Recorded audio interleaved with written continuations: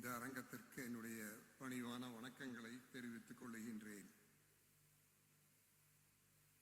இது inaugural session. இதை அடுத்து அறிஞர்கள் பேசுவார்கள். இந்த இனாகரல் செஷன்ல முக்கியமானது தமிழக முதல்வருடைய துவக்க உரை. அதை கேட்கத்தான் தமிழ்நாடு முழுவதும் இருந்து வந்திருக்கிறீர்கள். ஆகவே நாங்கள்லாம் அதிகம் பேசக்கூடாது. இருந்தாலும் சொல்ல வேண்டியதை ஒன்று இரண்டை சொல்லத்தான் வேண்டும். ஒரு இயக்கம், அதை தாங்கி நிற்கின்ற ஒரு தத்துவம், அவற்றை ஒரு அரசு அங்கீகரித்து ஆதரவு தந்தால் அது எப்படிப்பட்ட ஒரு மாற்றத்தை காணும் என்பதற்கு இந்த கூட்டமே சாட்சி. நாம் எல்லாம் சன்மார்க்கிகள்.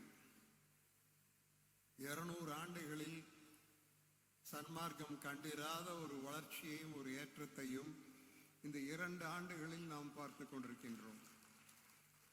இதெல்லாம் நாம் பார்த்ததே இல்லை. சின்ன சின்ன அமைப்புகளாக ஒரு 10 பேர் 15 பேர் இருப்போம். ஜோதி வழிபாடு செய்வோம், அகவல் பாராயணம் பண்ணுவோம், பசித்து வருகிறவர்களுக்கு உணவிருந்து கொடுப்போம். அதுக்கு மேலே ஒன்றும் இல்லை. இப்போ இந்த வள்ளலார் 200வது ஆண்டை அரசு ஏற்று நடத்தியது. அது எப்படி நடந்ததுன்னு உங்களுக்கெல்லாம் தெரியும். அதை கொஞ்சம் ஞாபகப்படுத்திக்கிறது நல்லதுன்னு நினைக்கிறேன். காரணம், அக்டோபர் 5 வள்ளலார் அவதரித்த தினத்தை தனிப்பெரும் கருணை தினம் என்று அறிவித்தார்கள். கூடவே அந்த ஆண்டு முழுவதும் 52 ஞாயிற்றுக்கிழமைகளில் 52 ஊரில் நிகழ்ச்சிகளை நடத்த சொல்லி அதற்கான நிதியையும் தந்தார்கள். இவை எல்லாவற்றுக்கும் மேலாக வடலூரில் 100 கோடி ரூபாய் செலவில் வள்ளலார் மையம் ஏற்படுத்தினார்கள். நான் முதல்வர் அவர்களுக்கு சொல்லிக் கொள்ளுவேன், எனக்கு தெரிய இந்த சுதந்திர இந்தியாவில் எங்கேயுமே ஒரு ஆன்மீக பெரியாருக்கு இவ்வளவு செய்திருப்பார்களா என்றால் ஆச்சரியம். அதுக்காக நாம் அவர்களுக்கு நன்றி சொல்லணும்னா பலமா கைதட்டோம்னு தெரிஞ்சுக்கணும்.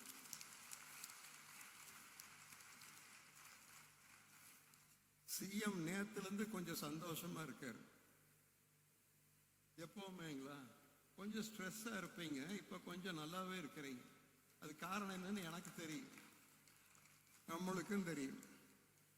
ஆகவே எதுக்கு சொல்றேன்னா, ஒரு முதல்வருக்கு ஒரு தாக்கம் ஏற்பட்டு சன்மார்க்க அரசு இயந்திரத்தை அதற்காக செய்யுங்கள்னு சொல்லி இப்படிப்பட்ட ஒரு அறநிலையத்துறை அமைச்சர்கிட்ட ஒப்பிச்சா அது இப்படித்தான் இருக்கு. இதெல்லாம் அமையணும், நினைச்ச மாதிரி நடந்துராது. இப்ப என்ன நான் சொல்ல விரும்புறேன்னா, ஆன்மீகத்தில் புரட்சி செய்த வள்ளல் பெருமானுக்கு முதல்வர் அவர்கள் இத்தனை செய்யறாங்க. ஐயா, உங்களுக்கு முன்னாடியே கலைஞர் அவர்கள் ஆன்மீகத்தில் புரட்சி செய்த 1000 ஆண்டுகளுக்கு முன்பு புரட்சி செய்த ராமானுஜரை உலகமறிய செய்தார்கள். அவர்களே எழுதி தயாரித்து தொலைக்காட்சியின் மூலமாக உலகம் முழுவதும் தெரிய வைத்தார்கள். திருப்பதி தேவஸ்தானம் கோபாலபுரத்துக்கு வந்து கலைஞரை பாராட்டியது. இப்ப இந்த சன்மார்க்க உலகமே உங்களை பாராட்டுகிறது. இது மகத்தான காரியம். பொருளாதாரத்திலையும் மற்ற துறைகளிலும் நிறைய பண்றீங்க.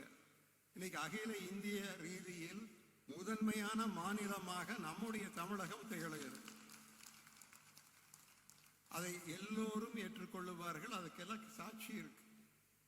ஜிடிபி 11.9% வளர்கின்ற ஒரே ஒரு மாநிலம் இந்தியாவில் அது ஒன்றுதான். அப்படியே ஒவ்வொன்றும் சொல்லலாம். சொன்னா இங்க ஒரு மந்திரி இருக்காரு, கெடியாரம் பார்ப்பாரு. அந்த மந்திரிட்டு இருந்து கெடியார பார்க்க வேண்டாம்னு நான் சொல்லிடுறேன். சிஎம்கிட்ட பர்மிஷன் வாங்கிட்டேன். ஆனா ரொம்ப டைம் எடுத்துக்க மாட்டேன், சொல்றதை மட்டும் கொஞ்சம் கேளுங்க. இப்ப இத்தனை ஏற்பாடு பண்ணி இத்தனை ஊர்ல இருந்து வந்து ஏற்கனவே தெரிஞ்சதையே பேச போறோமா, இல்ல வேற ஒரு கோணத்தில் பார்க்க போகின்றோமா என்பதுதான் முக்கியம். இந்த 200 ஆண்டுகளில் அன்று உள்ள உலகம் அல்ல இன்று உள்ள உலகம், அன்று உள்ள இந்தியாவல்ல இன்று உள்ள இந்தியா. அன்று உள்ள தமிழகம் அல்ல, இன்று உள்ள தமிழகம் அனைத்தும் முற்றிலும் மாறிவிட்டது. வள்ளல் பெருமான் காலத்தில் ஒரு பட்டினி சாவு என்பது சர்வசாதாரணம். அந்த நிலைமைகள் எல்லாம் மாறி இன்று இந்தியா $5 டிரில்லியன் நோக்கி போய் கொண்டிருக்கிறது. அது மட்டுமல்ல, ஒரு மாசத்து ஜிஎஸ்டி கலெக்ஷன் 2 லட்சம் கோடி. ஆகவே அவர் காலத்து பிரச்சனைகள் இன்று இல்லை, இன்றுள்ள பிரச்சனைகள் வேறு. அதை நம்ம நண்பர் ராம் இருக்கார், இங்கிலீஷ்ல சொல்லலாம்ங்களா ஐயா? கொஞ்சம் இங்கிலீஷ்ல சொன்னா தப்பு இல்லையே? கேட்கிறேன், தப்பு இல்லை. இப்பொழுது இன்றைய உலகம் 10 சேலஞ்சை சந்தித்துக் கொண்டிருக்கின்றது. ரிலிஜியஸ் இன்டாலரன்ஸ், ஆன்மீகத்தில் ஒரு சகிப்புத்தன்மை இல்லை. ரேஷியல் டிஸ்கிரிமினேஷன், இனப்பாகுபாடு. எக்கனாமிக் மார்ஜினலைசேஷன், இப்ப ட்ரம்ப் பண்றதை பார்க்கிறோம் அமெரிக்கால. பொருளாதாரத்திலே வளர்ந்த நாடுகள் வளரும் நாடுகளுக்கு நெருக்கடி தருவது. பிறகு ஈக்கலாஜிக்கல் இம்பேலன்ஸ், இயற்கையில் ஏற்பட்டிருக்கின்ற சீர்கேடு. பிறகு political instability, war and violence, எங்கு பார்த்தாலும் யுத்தம், பதட்டம், வெறுப்பு, அழிவு.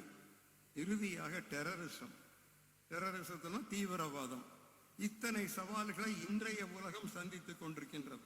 இப்ப இதுக்கெல்லாம் எது காரணம்னு பார்த்தா ஒன்னே ஒண்ணுதான் சொல்றாங்க, man is the cause and man is the solution. மனிதனே அத்தனைக்கும் காரணம், மனிதனே அத்தனையும் தீர்த்தாக வேண்டும். இறைவனோ இயற்கையோ அதுக்கு பொறுப்பல்ல என்று அறிஞர்கள் சொல்லுகிறார்கள். இதை ஒட்டி ஐயா டாக்டர் ராதாகிருஷ்ணன் ஒன்னு சொல்லியிருக்கார். The only way to alter a society is through the slow process of changing individuals.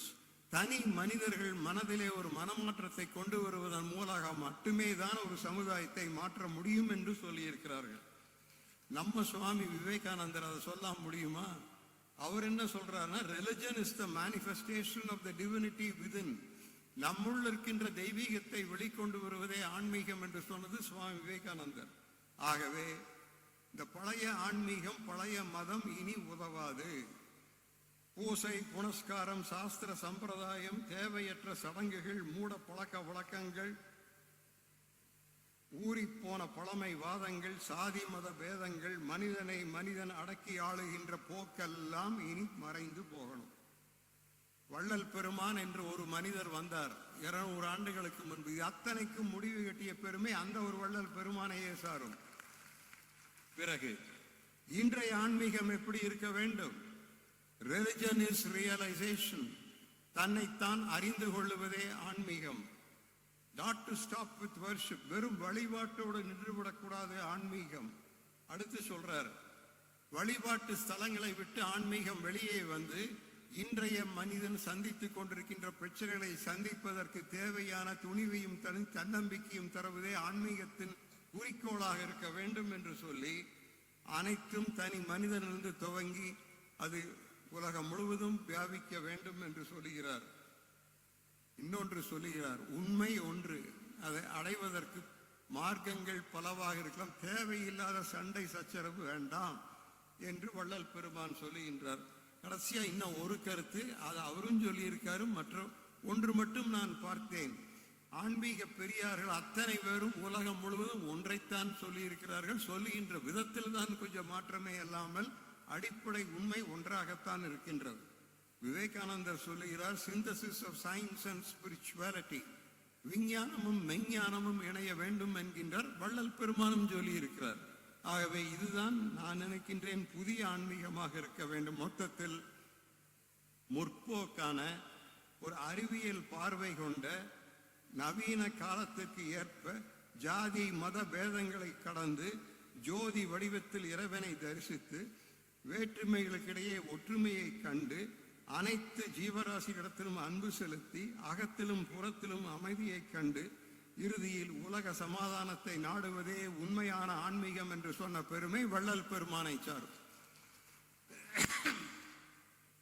200 ஆண்டுகளுக்கு முன்பு இப்படி ஒன்றை சொல்லுவதென்றால் அவர்கள் அவதார புருஷர்களாக இல்லாவிட்டால் அது சாத்தியமே இல்லை என்பதை நீங்கள் நம்புங்கள்.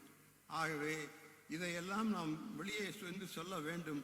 ஆன்மநேய ஒருமைப்பாடு ஒன்று மட்டுமே தான் இனி வருகின்ற உலகத்திற்கு ஒரே ஒரு தீர்வுன்னு சொன்னது வள்ளல் பெருமான். ஆகவே ஏதோ கூடினோம் கலைந்தோம் என்று இருக்கக்கூடாது. முதல்வர் அவர்கள் முயற்சி செய்து நம்ம இத்தனை, எனக்கு தெரிய ஒரு சன்மார்க்க கூட்டம் இப்படி பற்றிய பெரிய ஒரு அரங்கத்தில் இத்தனாயிரம் பேருக்கு இடையில் நடந்து நான் பார்த்ததே இல்லை. தமிழ்நாடு முழுவதும் இங்கே இருக்குது இல்லைங்களா? தமிழ்நாடு முழுவதும் இருக்குது. இப்ப நீங்க திரும்பி போய் ஊர்ல சொல்லணும், நாமெல்லாம் கனவிலும் எண்ணி பார்க்க முடியாத ஒரு ஏற்பாட்டை நாங்கள் பார்த்தோம் என்று சொல்லி முதல்வர் அவரிடத்தில் கோரிக்கை வைக்க வேண்டிய அவசியமே இல்லை. அனைத்தையும் குறிப்பறிந்து செய்கின்ற ஒரு பக்குவம் பெற்றவர்கள். இப்ப நான் கேட்கிறேன், வள்ளலார் 200 கொண்டாடுங்கள்னு நாமெல்லாம் போய் அவங்ககிட்ட சொன்னோமா? அவங்க நம்மளை கூப்பிட்டு சொன்னாங்க, நாங்க பார்த்துக்கிறோம், இங்க சும்மா இருங்கன்னு. அதுதான் நடந்த உண்மை. அப்படிப்பட்ட ஒரு நிகழ்ச்சியை நாம் இதுவரைக்கும் பார்த்ததே இல்லை என்று சொல்லி ஒரு 5 சொல்லுகின்றேன் முதல்வருடைய கவனத்திற்கு. இது கோரிக்கைகளாக நாங்க சொல்ல மாட்டோம். காரணம், கோயம்புத்தூருக்கு வந்திருந்தாங்க. உக்கடத்துக்கிட்ட ஒரு பெரிய மேம்பாலம், அந்த மேம்பாலத்திற்கு பேரே வைக்கல. சிஎம் கிட்ட நான் நேரில் சொல்ல சொன்னேன். என்ன சொன்னேன்? கொங்கு நாட்டை சேர்ந்த பசுமை புரட்சியின் தந்தை என்று சொல்லக்கூடிய பாரத் ரத்னா திரு சி சுப்பிரமணியம் அவர்கள் பெயரில் அந்த பாலத்திற்கு பேர் வைக்கணும்னு ஒரே வாரத்தில் ஜியோ பாஸ் பண்ண பெருமை இந்த ஒரு சிஎம்க்கு மட்டுமே உண்டு.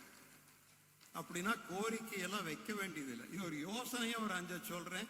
இங்க இருக்கின்ற அறிஞர்கள் நீங்களும் அதை ஏற்றுக்கொள்ளும். 1, 100 கோடி ரூபாயில் வடலூரில் செய்திருக்கிறீர்கள். அவ்வளவு செலவு வேண்டாம். அதற்கு பதிலாக சென்னையில் ஒரு அளவான ஒரு ஏற்பாடு, ஒரு ஆய்வு மையம் ஒன்று வர வேண்டும். அது நம்முடைய மாநிலத்தின் தலைநகரத்தில் சென்னையில் இருக்க வேண்டும். அதுக்கு ஒரு 10 பேர் கொண்ட ஒரு அறிஞர் குழுவை நீங்கள் நியமிக்க வேண்டும். சதா நேரம் சன்மார்க்கத்தை பற்றி ஆய்வு நடந்து கொண்டே இருக்க வேண்டும். அது நல்ல நல்ல அறிஞர்கள் வரணும், எல்லா ஊர்லிருந்தும் வரணும். இது ஒரு விண்ணப்பம். அடுத்து, ஜூன் 21 ஐநா சபை இன்டர்நேஷனல் யோகா டே என்று அறிவித்திருக்கிறது. சர்வதேச யோகா தினம் என்று ஜூன் 21 ஐநா சபை அறிவித்திருக்கிறது. இப்ப நான் நம்ம முதல்வர் அவர்களை கேட்டுக்கொள்வது, தங்களுடைய முயற்சியின் காரணமாக ஐநா சபை அக்டோபர் 5 உலக தனிப்பெரும் கருணை தினம் என்று அறிவிக்க வேண்டும். அமெரிக்கா கேட்கணும் ஐயா, நல்லா தட்டுங்க. அது அவங்க மனசு வச்சா சாத்தியம்தான். அடுத்து இறுதியாக இன்னும் ஒன்று, ஒரு சர்டிபிகேட் கோர்ஸ் காலேஜிலையும் ஸ்கூல்லையுமே ஒரு சர்டிபிகேட் கோர்ஸ் அண்ட் சன்மார்க்கா. இறுதியாக ஐயா, நீங்கள் இப்ப சமீபத்தில் கேம்பிரிட்ஜ் யூனிவர்சிட்டிக்கு போய் பெரியாருடைய படத்தை திறந்து வைத்தீர்கள். அதுபோல் நான் விரும்புவது ஸ்டான்ஃபோர்ட்லயோ ஆக்ஸ்போர்ட்லயோ கேம்பிரிட்ஜ்லயோ வள்ளல் பெருமான் பெயரால் ஒரு இன்ஸ்டிடியூட், ஒரு நிறுவனம், இதையெல்லாம் நீங்கள் செய்தால் இந்த சன்மார்க்க உலகம் காலத்துக்கும் உங்களை நன்றியோடு பார்க்கும் என்று சொல்லுவது மட்டுமல்ல, பொருளாதார துறையில், கல்வியில், மருத்துவத்தில் பெரிய பெரிய சாதனைகள் நிறுத்தி he is now considered to be the number 1 chief minister of the whole nation. இவருக்கு போட்டியே இல்லை. நான் கூட சிலதை சொன்னேன் அவர்கிட்ட. ஆகவே இறுதியாக நான் அதிகம் நேசிக்கின்ற விவேகானந்தரை சொல்லி முடிக்கின்றேன். சுவாமி விவேகானந்தர் சிகாகோவில் சென்று பேசியதை கேள்விப்பட்டிருப்பீர்கள். 1893 செப்டம்பர் 11 மாலை 5 மணி வாக்கில் இப்படி போய் நின்று விவேகானந்தர் பேசும்பொழுது ஒன்றை சொன்னார். I come from a country that has taught us not just to tolerate other religions of the world, but to accept them all as true. இந்தியாவில் நாங்கள் எதை நம்புகின்றோம் என்றால், பிற சமயங்களை சகித்துக் கொள்ளுவதல்ல எங்கள் கலாச்சாரம், அனைத்து சமயங்களையும் உண்மை என்று ஏற்றுக்கொள்வதே பாரதத்தின் கலாச்சாரம் என்று சொன்னது விவேகானந்தர். அதை இங்கு ஏன் சொல்லுகின்றேன்னா, இதுதான் வள்ளல் பெருமானுடைய ஒரு கொள்கை என்று கூறி இவ்வளவு நேரம் பேசுறதுக்கு வாய்ப்பளித்த முதல்வர் அவர்களுக்கும் மற்றவர்களுக்கும் நன்றி கூறி, இந்த அறநிலையத்துறை நாம் எல்லாரும் ஒரு தடவை கைதட்டணும். காரணம், இவ்வளவு சிறப்பா அனைத்தையும் இதை தொடர்ந்து அறிஞர்கள் பலர் பேசப் போகிறார்கள்.